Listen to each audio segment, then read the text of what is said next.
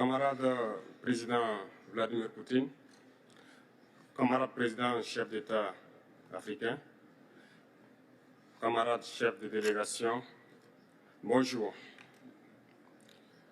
C'est un honneur pour moi ce matin donc de prendre la parole ici et de vous passer donc le salut fraternel du peuple du pays des hommes intègres.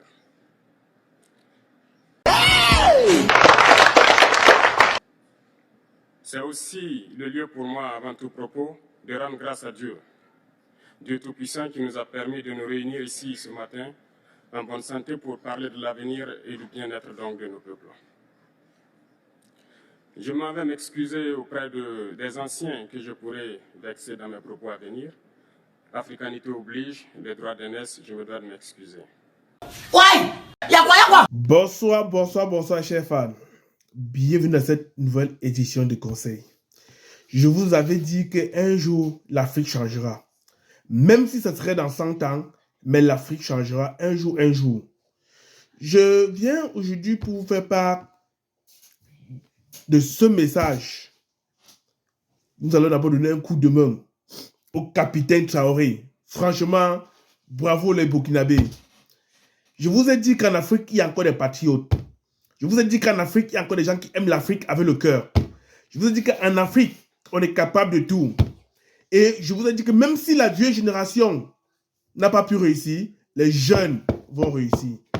Écoutez le discours de ce jeune, le capitaine Traoré. C'est un jeune, ça se voit sur son visage. Écoutez son discours en Russie. Écoutez attentivement. Camarades, j'ai quelques questions donc de ma génération, mille et une questions qu'on se pose. Mais nous n'avons pas de réponse. Et il se trouve qu'ici, nous pouvons laver donc notre linge sale parce qu'on se sent en famille. On se sent en famille en ce sens que la Russie est une famille aussi pour l'Afrique. C'est une famille parce que nous avons la même histoire. La Russie a consenti d'énormes sacrifices pour libérer le monde du nazisme pendant la Seconde Guerre mondiale. Les peuples africains, nos grands-pères, ont été déportés de force aussi pour aider l'Europe à se débarrasser du nazisme.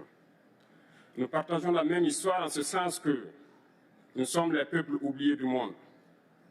Qu'ils soient dans les livres d'histoire, dans les documentaires ou films, on tend donc à balayer le rôle prépondérant qu'a joué la Russie et de l'Afrique dans cette lutte contre le nazisme.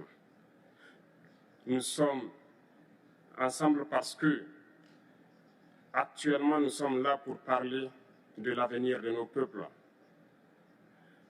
de ce qui va advenir demain, de ce monde libre auquel nous aspirons, de ce monde sans ingérence dans nos affaires internes.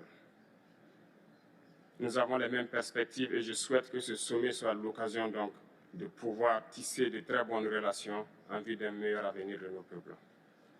Les questions que mes générations se posent sont les suivantes, si je peux me résumer, c'est de ne pas comprendre comment l'Afrique, avec tant de richesses sous notre sol, avec une nature généreuse, de l'eau, du soleil en abondance, l'Afrique est aujourd'hui le continent le plus pauvre.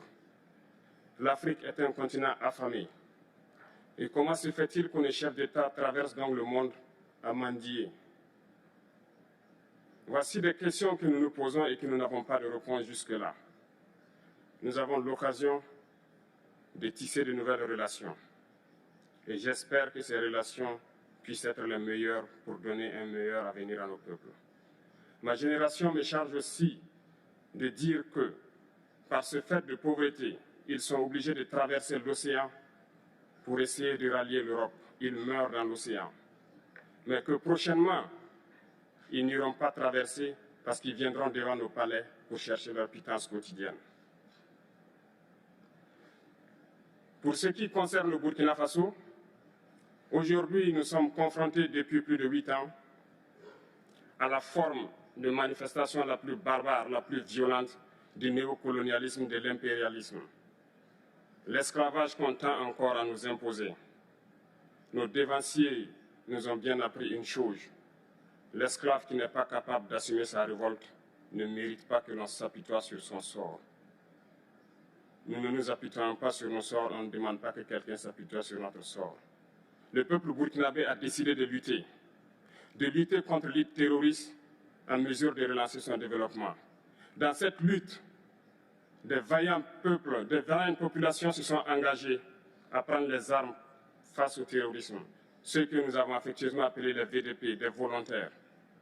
Nous sommes surpris de voir les impérialistes traiter ces VDP de milices et de tout type.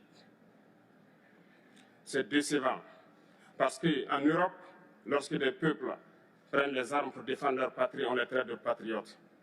Nos grands-pères ont été déportés pour sauver l'Europe. Ce n'était pas avec leur consentement, contre leur gré.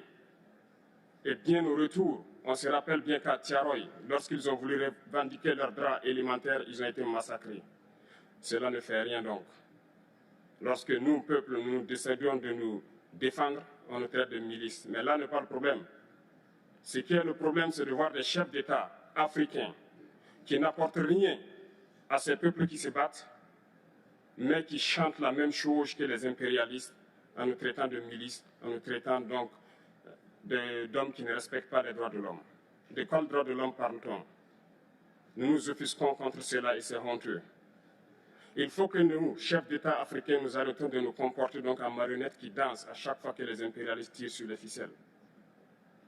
Hier, le président Vladimir Poutine a annoncé donc l'envoi des céréales en Afrique. Nous sommes bien contents. Nous lui disons merci pour cela.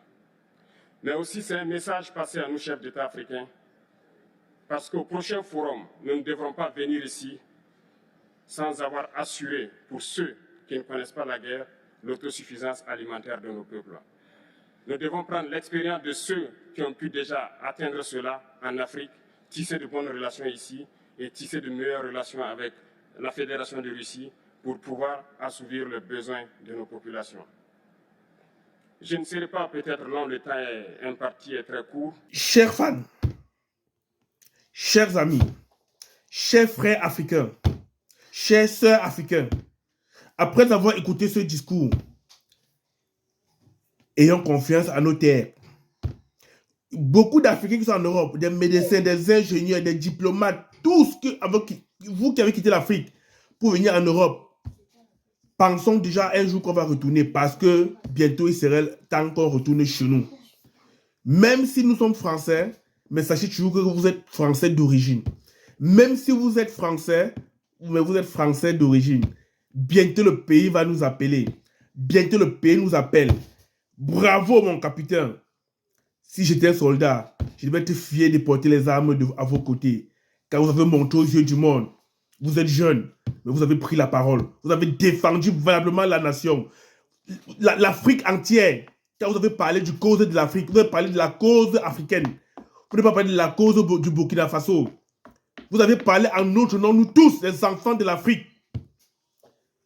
Cher capitaine, je ne sais pas par quelle voie vous exprimez mes sentiments, mais sachez que toute l'Afrique est derrière vous. On va vous soutenir jusqu'à la fin. Aujourd'hui, nous sommes l'un des continents les plus riches. Mais nous dormons encore sans manger. Nous n'avons pas de médicaments pour se soigner. Nous n'avons pas d'industrie. Cher capitaine, que Dieu te donne une longue vie.